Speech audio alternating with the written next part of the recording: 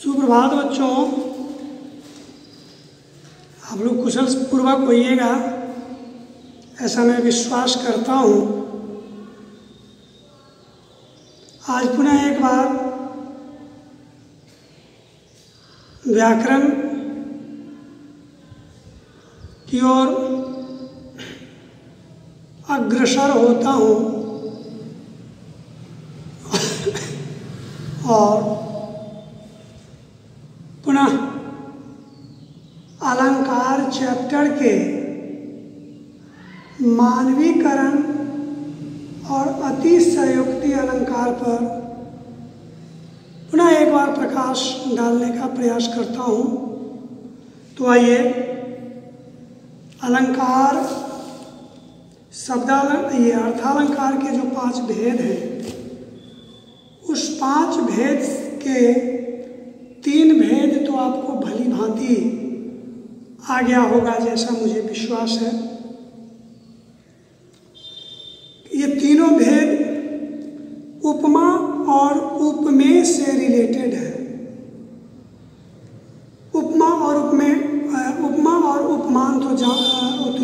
उपमेय और उपमान तो आप जानते ही हैं कि जिस वस्तु की तुलना की जाए उसे उपमेय कहते हैं, जिस वस्तु से तुलना की जाए उसे उपमान कहते हैं, है ना। तो चलिए, आज मैं आपको, वैसे कल भी मैंने आपको मानवीकरण अलंकार और अतिशयोक्ति अलंकार के बारे में बताया था, लेकिन मैंने सोचा कि एक बार पुनः इस दोनों अलंकार को फिर से बता दिया जाए। बच्चे अच्छा से जो है सो इस चीज़ को समझ लेंगे। इसलिए तो मानवीकरण अलंकार जो है, जड़ मीन्स प्रकृति और चेतन मतलब मानव का आरोप प्रकृति पर अगर होता है, अर्थात जड़ पर चेतन का आरोप होता है, तो उसे मानवीकरण अलंकार कहते हैं। जड़ पर जब चेतन का आरोप होता है तो उसे मानवीकरण अलंकार कहते हैं। जैसे इस तरह भी आप कह सकते हैं कि जड़ चेतन पर मानवीय भावनाओं और क्रियाओं का आरोप हो, वहाँ मानवीकरण अलंकार होता है। जड़ प्रकृति पर मानवीय भावनाओं तथा क्रियाओं का आरोप हो, जड़ प्रकृति पर मानवीय भावनाओं और क्रियाओं का आरोप हो, तो उसे मानवीकरण अलंकार कहते हैं। जैसे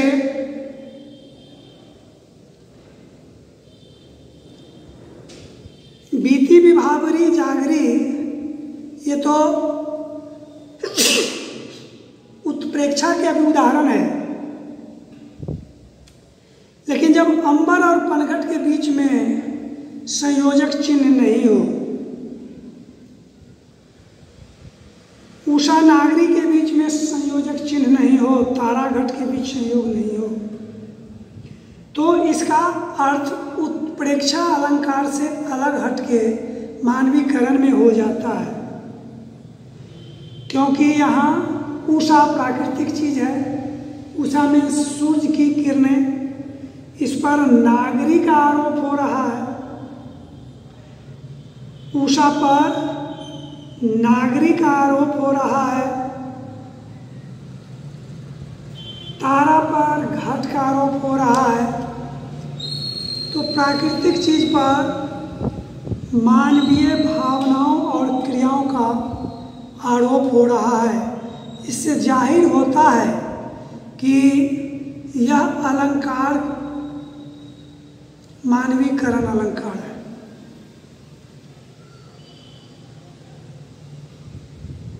मेघ आए बड़े बन ठन के सवर के। मेघ के बारे में वन ठन सवर, ये मानव अपनी भावनाओं का आरोप मेघ पर कर रहे हैं, तो यहाँ ये हो गया मानवीकरण अलंकार।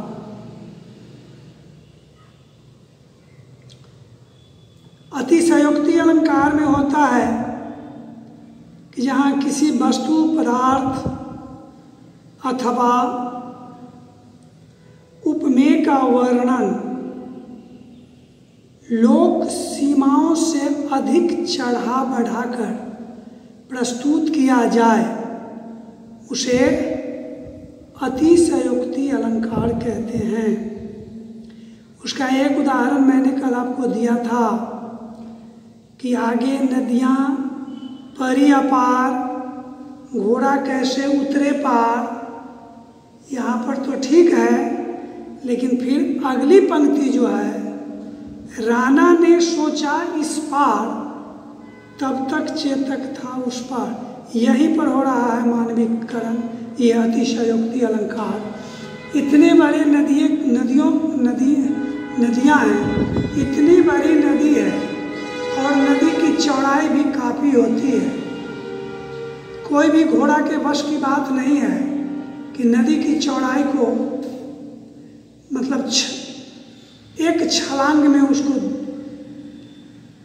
नदी को पार कर जाए, जबकि नदी में काफ़ी पानी भी भरा हुआ है। ये भी बात नहीं है कि सूखी हुई नदी है जो सिर्फ उसके पेटी में ही पानी है, उसकी चौड़ाई घट जाएगा, ऐसी भी बात नहीं है। अपार पानी बहुत ज़्यादा मात्रा में है उसमें, और तब घोड़ा कहीं इस पार से उस पार छलांग लगा सकता है, जरा आप ही सोचिए। लेकिन ये चढ़ा बढ़ा करके कहा गया है, इसलिए अतिशयोक्ति अलंकार हुआ।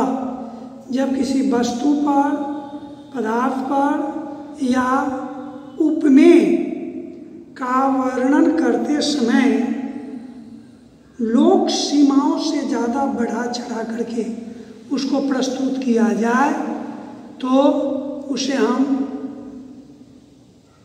अतिशयोक्ति अलंकार कहेंगे।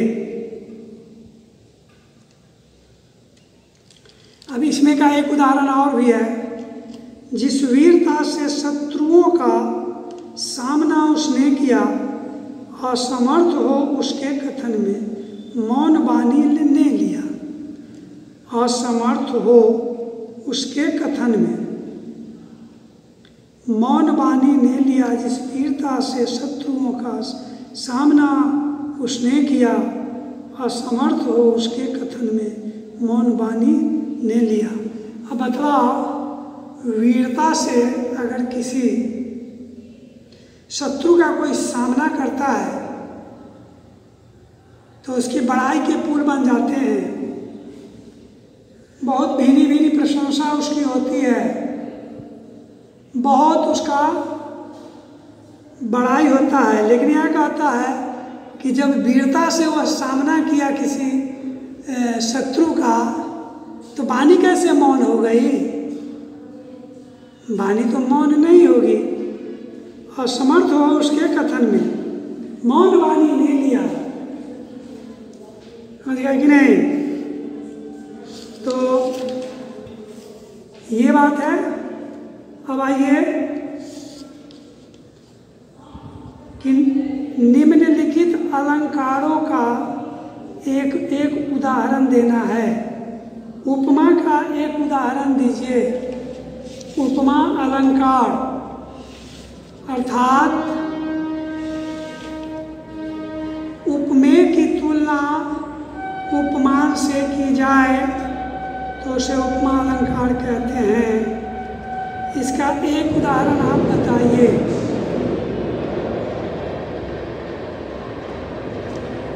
इसका होगा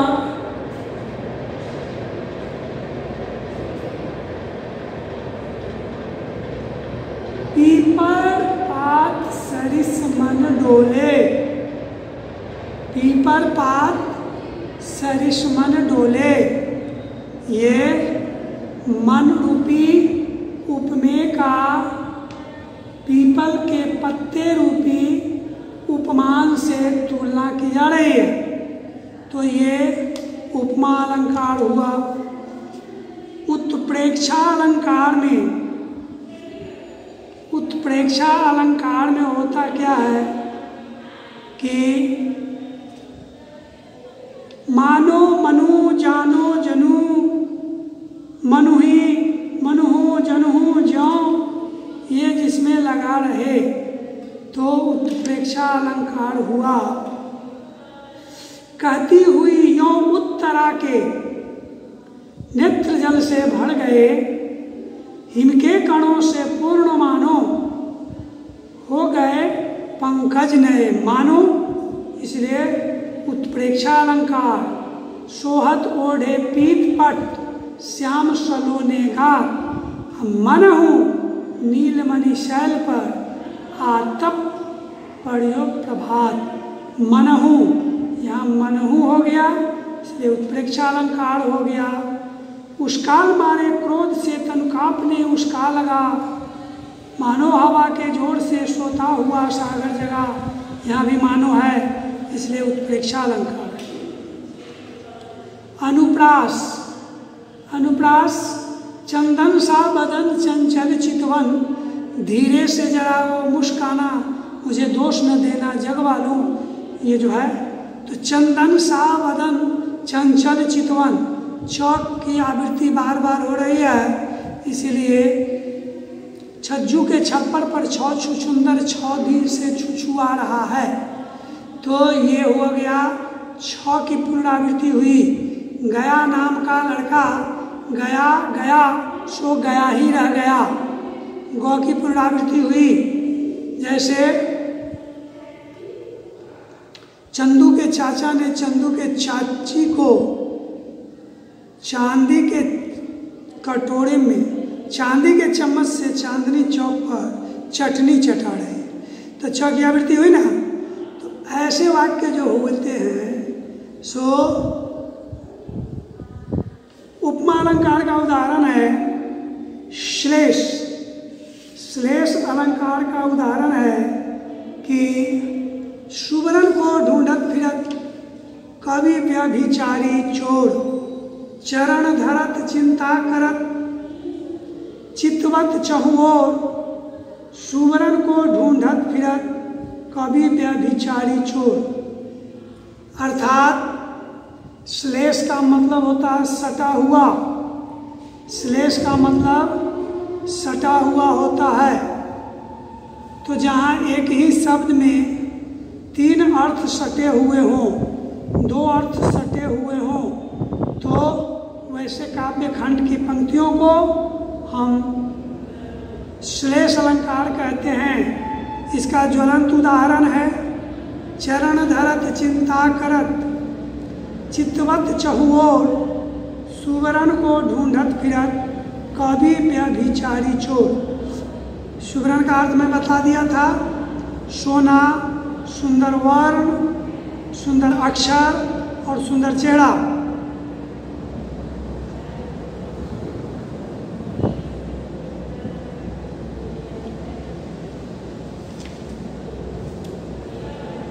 यमक का एक उदाहरण कनक कनकते सौगुनी मादकता अधिकाय, एक पाए बौड़ाए नर एक खाए बौड़ाए। रूपक का, रूपक में क्या होता है?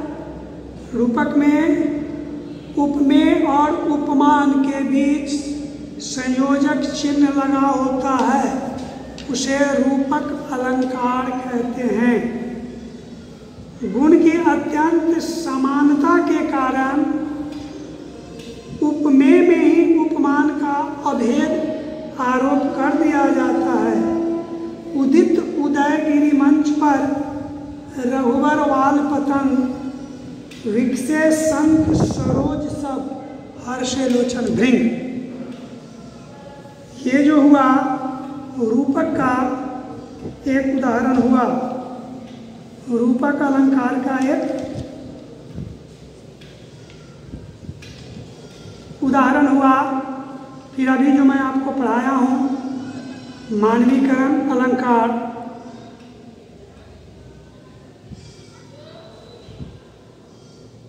कि मानवीकरण अलंकार में मेघ आए बड़े बन ठन के संवर के, है ना।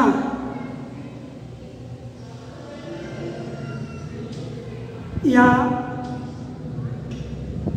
ले चला मैं तुझे कनक ज्यों, नहीं ये नहीं है, ये नहीं है, मानवीकरण का हो जाएगा। मेघ आए वाला तो होगा, मेघ आए बड़े बन ठन के सवर के होगा, लेकिन ऊपर वाला जो ले चलो मैं, ले चला मैं नहीं होगा। मानवीकरण अलंकार में ये भी होगा कि बीती विभावरी जागरी, अंबर पनघट में डुबो रही, तारा घट उषा नागरी। लो यह लतिका भी भर लाई, मधु मुकुल नवल रस घाघरी। अतिशयोक्ति अलंकार की नहीं बात पूछ रहा है, ये हो गया। प्रस्तुत पंक्तियों में कौन सा अलंकार नहीं है? पाहुन ज्यों आए हों गांव में शहर के, मेघ आए बड़े बन ठन के सवर के। ये मानवीकरण अलंकार है। उत्प्रेक्षा अलंकार यह नहीं होगा, क्योंकि मानो मनु जानो जनु इसमें नहीं है। रूपक का जहाँ तक सवाल है,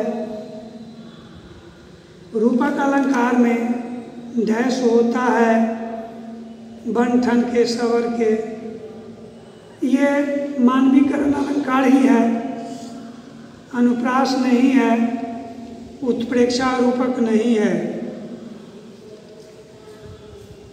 आए महंत बसंत,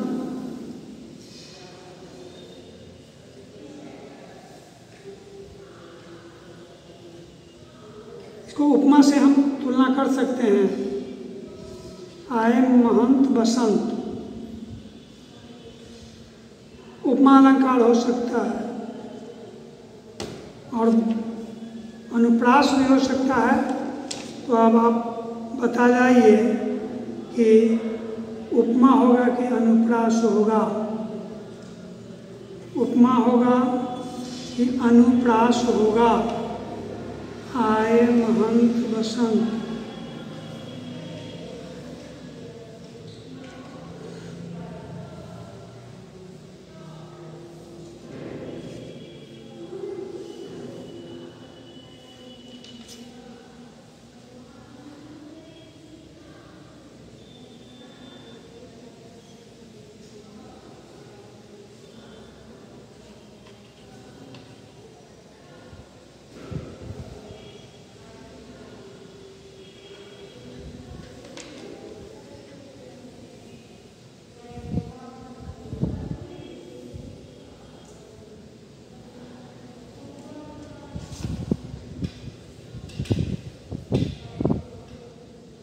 आए महंत बसंत,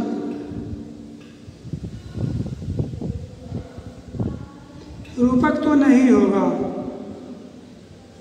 उपमा हो सकता है।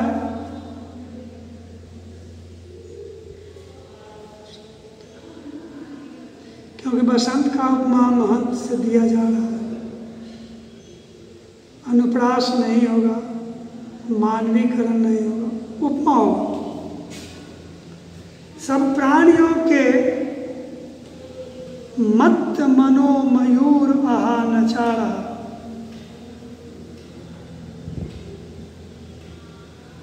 सब प्राणियों के मत मनो मन मयूर आहा नचा रहा मानवीकरण अलंकार होगा।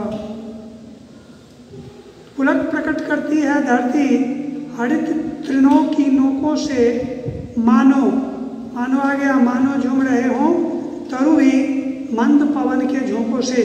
तो मानो मनो जानो जनु उत्प्रेक्षा अलंकार हो गया। मेघ आसमान से उतर रही, मेघ आसमान से उतर रही संध्या सुंदरी परी सी धीरे धीरे। ये मानवीकरण अलंकार हुआ। बहुत बढ़ा चढ़ा करके प्राकृतिक चीज को मानव ने उसको बहुत बढ़ा चढ़ा करके लिखा है, अपनी भावनाओं क्रियाओं का आरोप लगाया है प्रकृति पर। तो ये हो गया मानवीकरण अलंकार। जिस विकल्प में पूछा गया निम्नलिखित अलंकार नहीं है उसे रेखांकित कीजिए। यमक अलंकार। 3 बेर खाती थी वे 3 बेर खाती है, यमक है।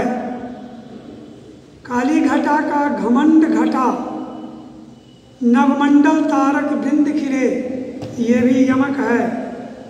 कनक कनकते 100 गुनी, मादकता दिखाए वा खाए बौड़ाए न जग वा पाए बौड़ाए, यह भी यमक है। संसार की समर स्थली में धीरता धारण करो, संसार की समर स्थली में धीरता धारण, यह अनुप्रास है, यमक नहीं है, इसलिए ये हट जाएगा। रूपक अलंकार। अब रूपक अलंकार में आ जाइए कि रूपक अलंकार में होता है उपमेय में ही उपमान का विषय बारी मन मीन भिन्न नहीं हो तो कबहू पर एक, ये रूपक है। अपलक नभ नील नयन विशाल, शशिमुख पर घूंघट डाले अंचल में दीप छिपाए, ये भी रूपक है। असंख्य कृति रश्मियाँ विकीर्ण दिव्यदा सी, सा सी सु, सा सी सु, ये उपमा का हो जाएगा। उपमा अलंकार में सा सी सु होना चाहिए।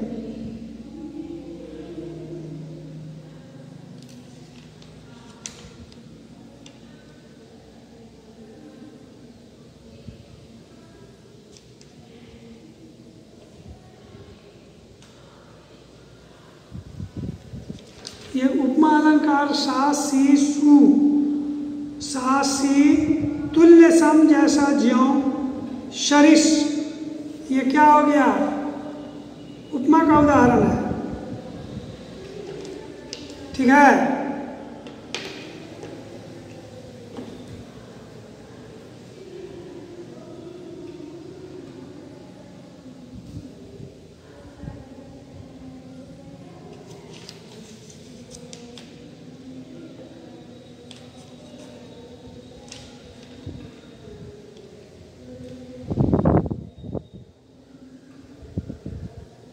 अपलक नभ नील नयन विशाल, रूपक अलंकार। जिस विकल्प में पूछा गया निम्नलिखित अलंकार नहीं है उसे, ये भी नहीं है, ख और घ दोनों नहीं है, ये तो उत्प्रेक्षा मानो नहीं।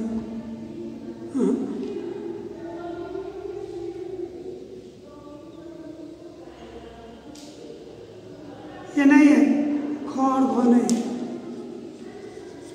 उत्प्रेक्षा अलंकार, इसमें से खोजिए तो कौन उत्प्रेक्षा है। लोया लतिका भी भर आ लाई, मधु मुकुल नवल रस गागड़ी, जरा से लाल केसर से कि जैसे धूल गई हो, ले चला मैं तुझे कनक ज्यों, ये तो उत्प्रेक्षा है। मनु उत्प्रेक्षा है। उत्प्रेक्षा अलंकार का होता है मानो, मनु, जानो, जनु, जनुहु, मनहु, ज्यों।